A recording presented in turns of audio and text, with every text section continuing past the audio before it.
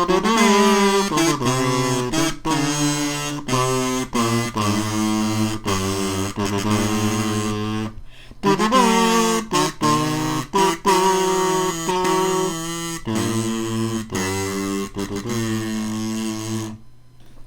to Game Dev Weekly, the weekly show where I do game development every week. And this week it is Monday morning. It's a rainy Monday morning.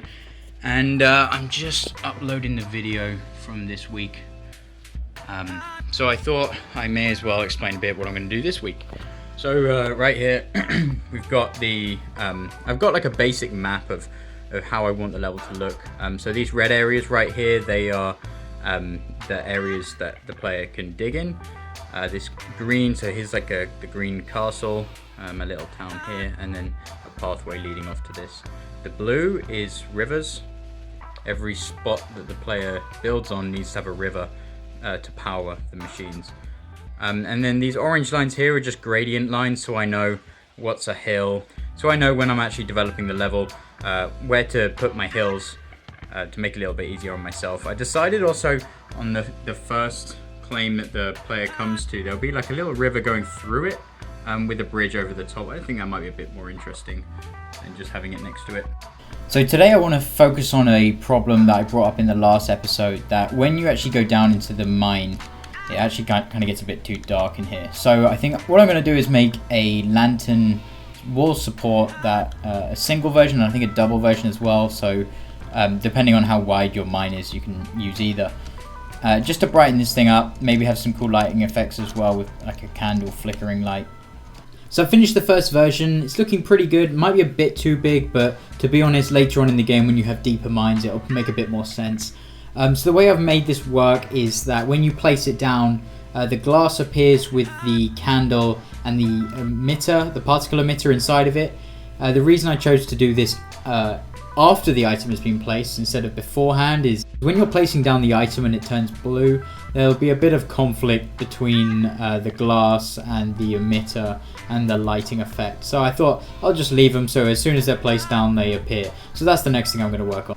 Just about finished up the first version of this, and what I've added is so the glass, when you place it down, the glass appears, also a flickering light with a candle emitter.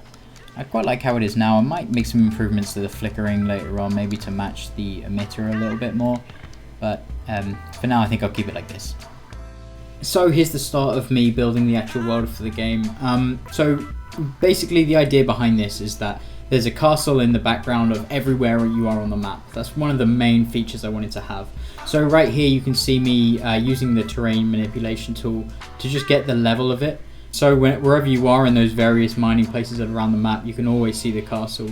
So I'm continuing on here with the terrain tool to paint the terrain this time, as well as do a bit more sculpting. So here the general gist of it is I roughly paint out the grass layers, you can see here, and then later on I kind of come in and tidy it up a bit with more of the mud. Later on, not shown in this video, I actually add in a second type of mud to actually break up how the mud looks on the screen. Kind of hard to explain. I'll throw up a screenshot. And then I'm just throwing down some foliage. Now this foliage is set up with certain parameters, so the maximum height, for instance, that the foliage can go down on, the amount of foliage to paint onto the ground. They're all parameters that you can change.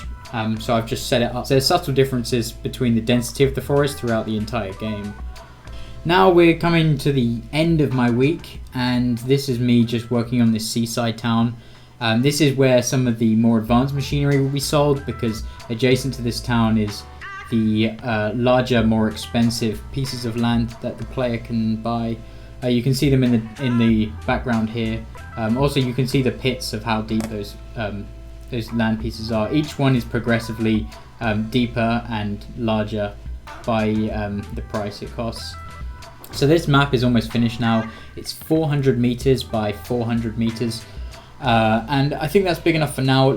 There's definitely room to make this larger later on.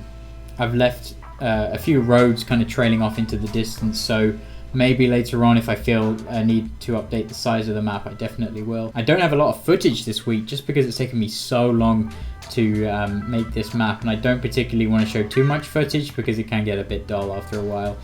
Anyway guys, that's going to do it for this week.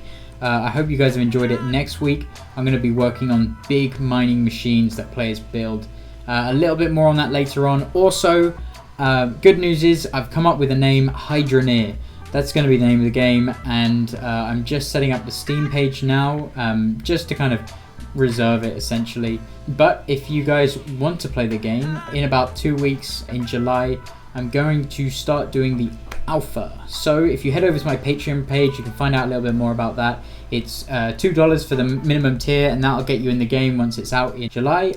Also, before I go, big thank you to the Patreons already. It's really helping me out. Anyway guys, I hope you've enjoyed the video. So this is going to be out on Monday for the Patreons and Wednesday for everybody else. Also, I got to do that competition that I do every week. So if you like the video, subscribe and leave a comment down below. In a few days I will go into the comments and pick a random one and give you a free copy of my previous game, The Scuttle. Thanks for watching, and I'll see you all next week.